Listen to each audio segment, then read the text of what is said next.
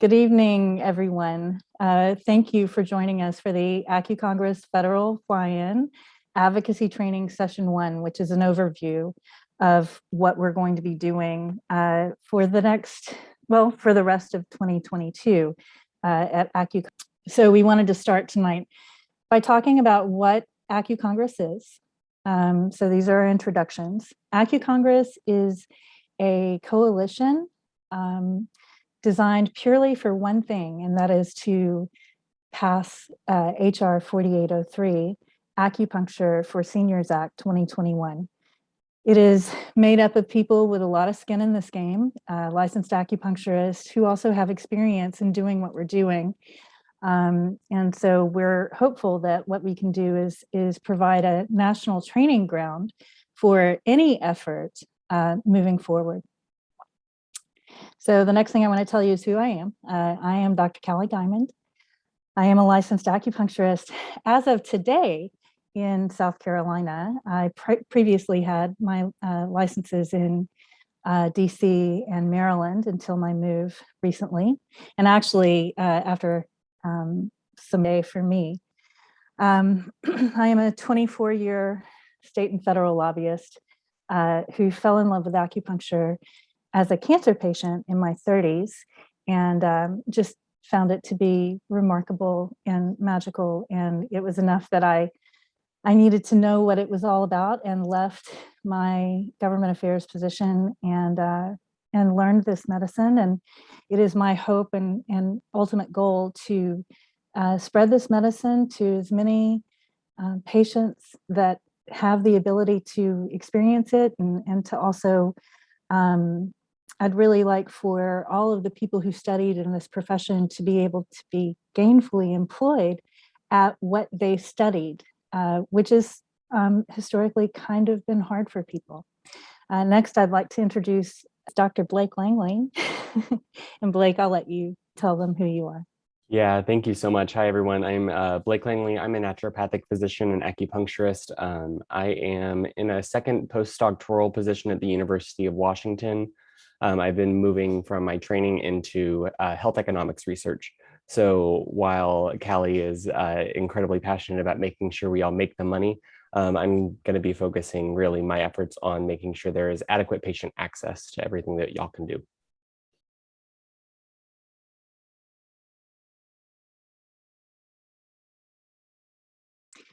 All right, let's begin with grassroots versus direct lobbying. So what's the difference? Well, the difference is that grassroots lobbying is about reaching out to the general public to see if they will work together for an issue. Whereas direct lobbying is when someone reaches out to a legislator directly about a piece of legislation. Typically, that's going to be a lobbying firm or a registered lobbyist. And so, we say that both are really important, and it is. As a veteran lobbyist, the dirty little secret is we're really only as good as our clients' grassroots efforts. And so when you start looking at ancillary healthcare providers and what they've been doing and how they gain the grounds that they do, yes, oftentimes they do have very strong lobbies or lobbyists, and they have lots of money pouring into it. But by and large, in this particular setting, which is integrative healthcare, you're dealing with lots of people who are smaller organizations, smaller industries, and the ones that are most successful are the ones that combine both a lobbying effort and a strong grassroots campaign.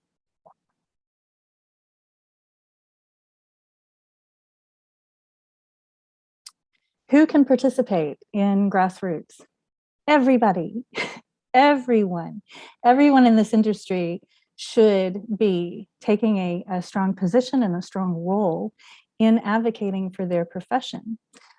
We also have, at this point, ancillary healthcare providers who also provide acupuncture. We have healthcare administrators who want to be able to hire licensed acupuncturists moving down the road.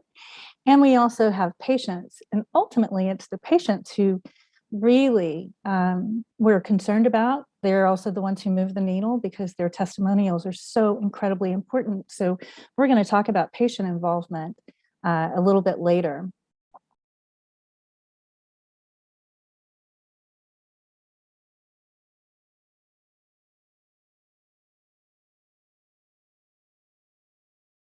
And then what techniques do we use? Good old-fashioned calls to action, which is something that AcuCongress issued on, I believe it was August 6th. We had to wait for the introduction of this bill, but at the end of the day, we started there. And you've participated, lots of you have participated prior in other calls to action, things that required public commentary, demonstrations, rallies, fly-ins. Most of you have probably participated in some state work where you get to have lobby days. Those are activities that are very, very important. Social media changed everything. It really, really did. For the first time, you started seeing that your outreach could be directly to the legislators. You can find them on Twitter, you can find them on Facebook. They're getting their messages out, and we are able to connect with them directly. So it's certainly something that we are going to be using in a heavy fashion as we move forward. And then we'll talk about the technology in this pandemic. One of the things that we learned, which also made it easier for me to move out of the DC area, is that we can all take a Zoom call these days. Everything that we would have usually relegated to flying into DC, which is one of the most expensive places in the world to hold a meeting because you're there to influence policy, that all changed with the pandemic. If there was one good thing that came out of that pandemic, this pandemic, is that we know we can still connect. Everybody can take a Zoom call. Everybody can reach their congressional staff. They can reach their members of Congress and Senate just by virtue of being able to connect with technology.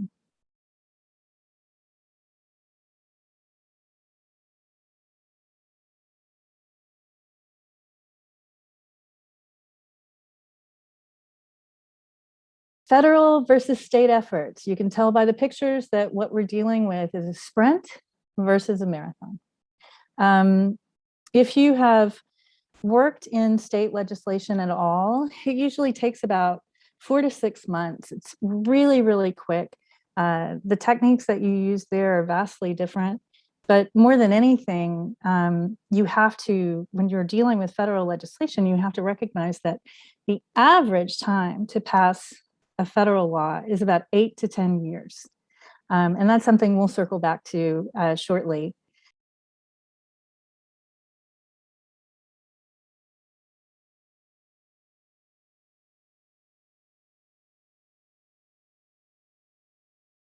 They are the training grounds for all of the work that we're doing federally because they do spend so much time. Historically, what they've done is pass legislation that gained them the right to practice. Their state statutes are a testament to that. Anytime that there's been any changes at all, they are on the front lines, whether they are fighting encroachment issues or they are expanding their scopes. They are historically doing this work day in and day out. So the importance of joining your state association, again, cannot be overstated at this point. You really have to make sure that you are connecting with the people in your state, getting to know who they are, and putting your time, effort, and money to those state associations.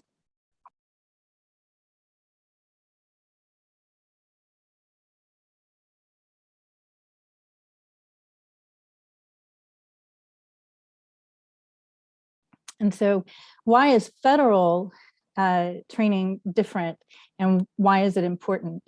It really just comes down to inspiring people to hang in there. You have to understand that. I think I hear this all the time. Well, we don't really want to support something because it has no chance of passing. Well, in federal work, that actually makes no sense because you always take advantage of a congressional session. So whether it is educating members of Congress, educating the public, trying to add co-sponsors to various efforts that are happening, you have to learn a little different techniques, and you have to recognize too that the goal, especially of something like AcuCongress, is to keep people motivated, to build a community, to keep them trained, and to spread all of those techniques and give state associations and other organizations the tools to bring more and more people in. We have 37,000 acupuncturists, I believe, but it definitely is a situation where we have enough people. We just have to really encourage them to be involved and explain why. And so federal training spends a lot of time trying to foster relationships and not just teach them the techniques of how to get this done, but keep them involved while we're doing this.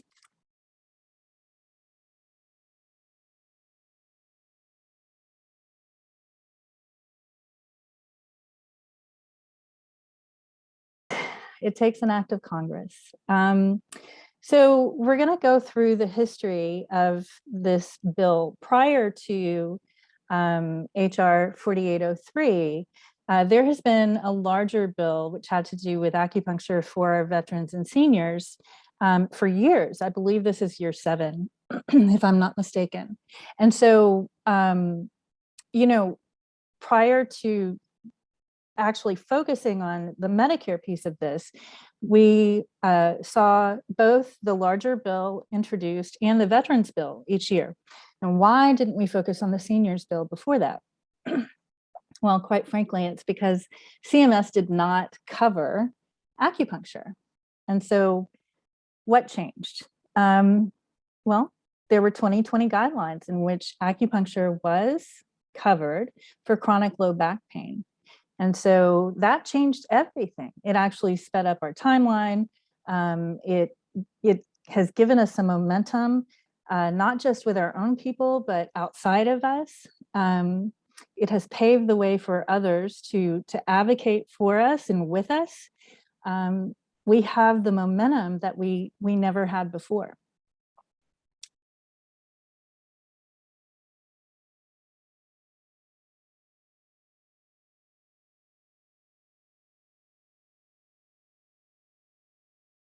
Where are we in this marathon? Well, normally this would be year 1, because this is the first time that this piece, this acupuncture for seniors, has ever been introduced. However, because we have been doing this for so long, we can't consider this mile 1 in marathon speak. We probably need to speed up to about mile 13. We are absolutely in this slog together. And it is incredibly important that we pull from the momentum that we had prior to this, and we use that because this congressional session is incredibly important. And I'll explain why in a minute. But it's always, always important to educate Congress in every single session. One of the things that Congresswoman Chu's office and I discuss all the time is that people are very, very surprised by the fact that they still need to educate Congress on what acupuncture is, how it works, why it works so well, and who we are as the providers of this. They simply don't know. And so if we're only talking to each other or our patients or people who are fans of this medicine, then we miss the fact that there still is such a need to educate members of Congress. So that is why every congressional session is incredibly important. We do not waste a congressional session, ever.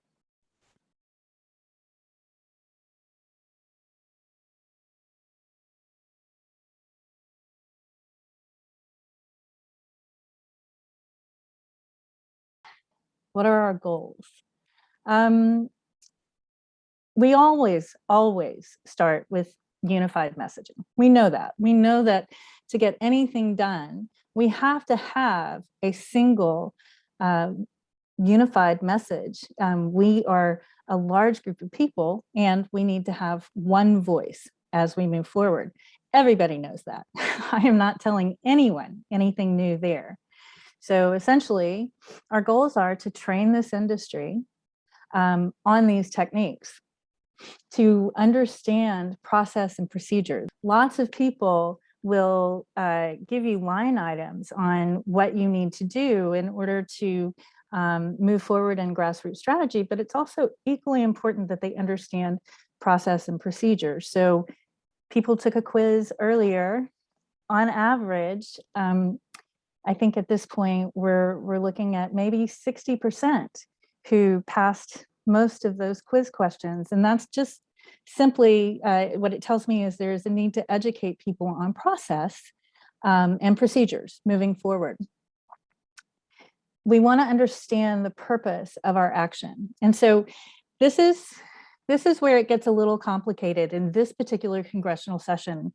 And I'll go back to the fact that, you know, obviously the goal is to what? Get a bill passed, and that's fine. However, in this particular session, and I've said this from the beginning, it probably wouldn't pass. There's lots that need to happen just for a single piece of legislation to move forward to passage and signed by the president. But because we're going to be looking at some really interesting things happening between now and the 2022 interim elections, we know that in all likelihood, there's going to be a Medicare expansion bill likely rolled out, well, because it's Congress, right before the interim elections. And what we want to do is gain enough momentum, add enough co-sponsors to our little piece of legislation so that perhaps it can be stripped and then utilized in that larger Medicare expansion bill moving forward. Cultivating community. It is the single most important thing that we can be doing. You're already talking to each other. Encourage people to get trained, encourage people to take part in advocating for this profession, because it is absolutely imperative that we understand it is our responsibility to advocate for ourselves. It is our responsibility. You cannot look to leadership in the industry and organizations and say, okay, we've paid you whatever dues, now you go and hire lobbyists and make this happen. That's simply not how it works. It's not how it works with the AMA. It's not how it works with the nursing associations. It is not how it works with the PTs and the chiros, no matter what people think. At the end of the day, they start very early in training people inside of their schools. They put a large, heavy impetus on them to learn how to advocate for their profession. That is lacking in our particular industry. That needs to change, and that's something that we want to do. So cultivating community is probably outside of just getting the job done. It is the biggest thing that we can be doing for ourselves moving forward.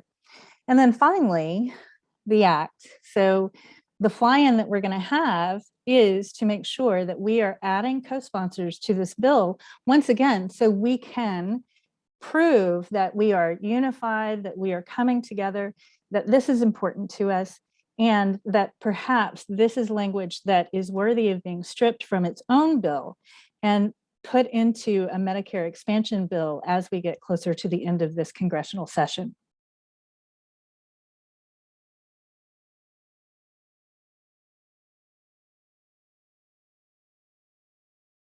We are going to be training every single week.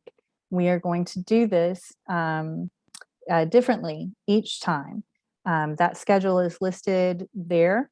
We're going to keep everybody notified of things. They will be recorded. I know how valuable everybody's time is. I know you don't have time to come in for an hour or an hour and a half. And I did schedule it tonight for an hour and a half, but quite honestly, I'm always going to try and keep these down to less than an hour if I can. And so the training schedule is there. There is a live training session that is happening at the Atlantic Symposium. It is really, really important to do live training, especially when you're going to have a live fly-in. That being said, even though this one is virtual, one of the best ways to really get excited, keep that momentum going, and get to know each other is to show up to these live training events. And so I do highly encourage people to come to the Atlantic Symposium. We've got some surprises for those particular sessions, and we're very excited about those. And we hope that you join us.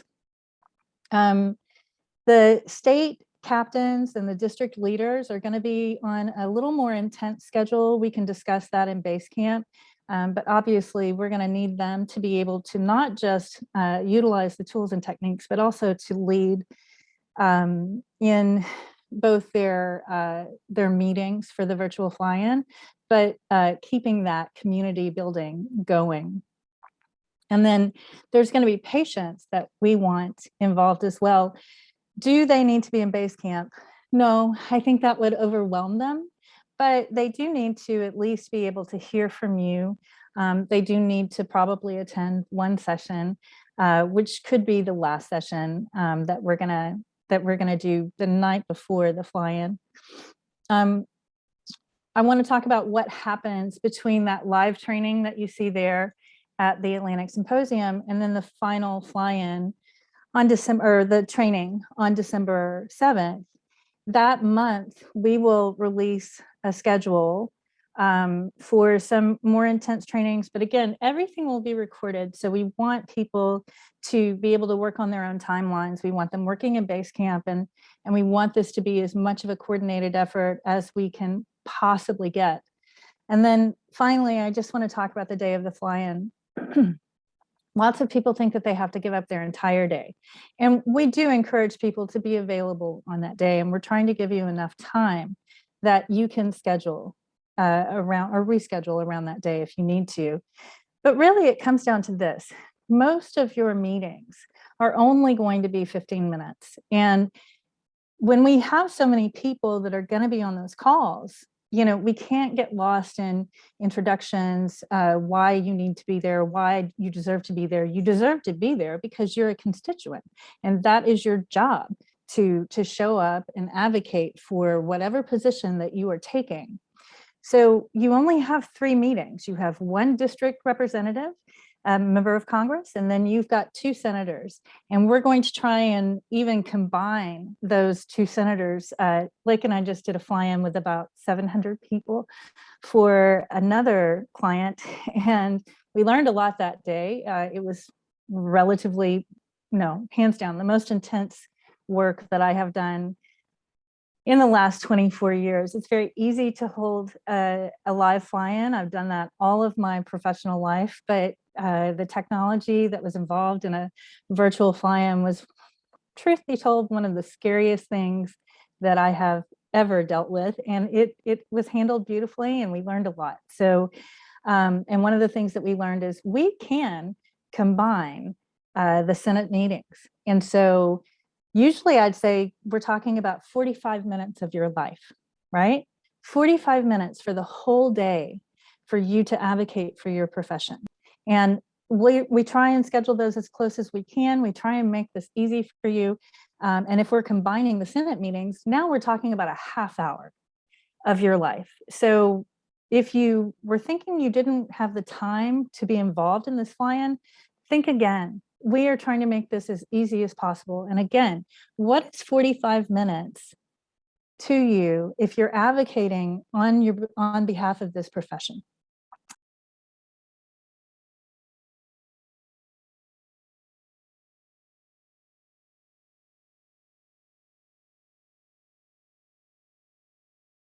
This is the technology we're going to use. That squiggly line at the bottom is BaseCamp. The first thing that I have to say about BaseCamp is, for all of you who are new to it and all of you who are going to join, turn off your notifications. You will be bombarded and overwhelmed in the beginning if you do not do this. And we have those tutorials set up inside of our BaseCamp so that you can easily do this. Turn them off, but please check in. Don't simply assume that that we're going to reach out to you once you turn off the notifications. It is your responsibility to check back in. Zoom, we are not going to reinvent the wheel here. I have, like everybody else, had about 1.5 million Zoom calls between when the pandemic started and now. And we've grown quite accustomed to it. Members of Congress really seem to enjoy this platform. They do have some of their own, but where I thought they would absolutely hands down kind of turn down the idea of using anything outside of their technology, turns out I was wrong. They really appreciated the fact that we could just send a link and they could join at their designated times. And then finally, Congress Plus. We won't be utilizing Congress Plus until we get closer to the event, and we won't talk about that technology. We won't bore anybody with details until we are talking specifically about that fly-in, and we'll teach people how to use that and what they need to do in order to make this particular fly-in smooth.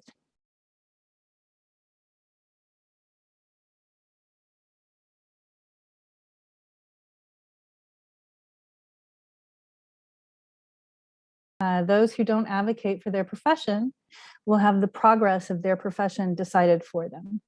I know that we have felt this in states with encroachment from other healthcare providers.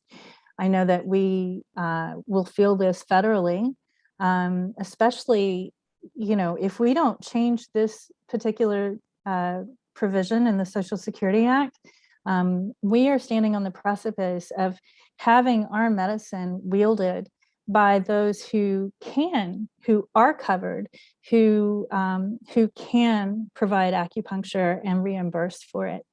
So I also say, and this is not mine, I'm stealing this from an old story, and I'll feel free to share that in BaseCamp. But at the end of the day, anybody can do this, and everybody in this industry should, and we want you to be the somebody who advocates for your profession, or nobody will. And that's simply a fact. If we don't come together, we are not going to be able to get this done. So what is the difference? You are. There have been lobbying efforts historically. What is different? Well, it is time for the members of this industry to stand up and come together. We don't need any more task forces to determine direction.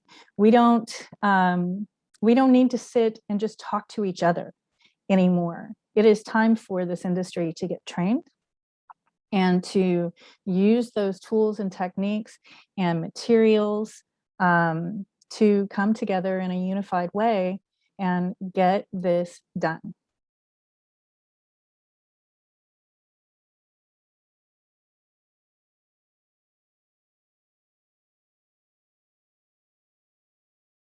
What can you do now? Well, part of it is what you're already doing. You're showing up, right? Continue to talk to each other. I'm a member of Acupuncturists on Facebook. There's 13,000 people in there. Talk to each other, encourage each other. You are members of your state associations. Get the word out to your members. AcuCongress training is free, absolutely free. There is a minimal charge to be a part of the fly-in, but whether you plan to be a part of this fly-in or not, we want to make sure that you are trained anyway, and it is free now. It will continue to be free always. And we want to train people, and we know how to do this. And therefore, the best way to do this is to give that information away. There are no trade secrets. There's no techniques that you probably haven't already heard of. It's really just about building this community and making sure that we are coming together and talking to each other to get it done. We want you to encourage each other, to advocate, keep working for the sake of those who are coming after us. We want to advocate for all of us, past, present, and future, to be the best advocates that we can be. And then finally, you should all be looking for patients to be a part of this, because they tell the best stories about what acupuncture has done for them.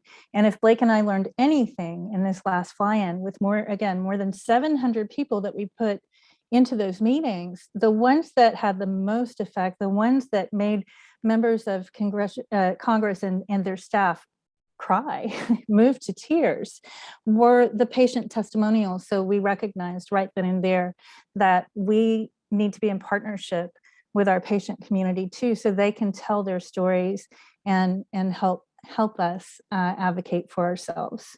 I'm sure people will have questions. However, because these are recorded training sessions, what we are encouraging people to do is to join in BaseCamp at headquarters, whether you intend to attend the fly-in or not.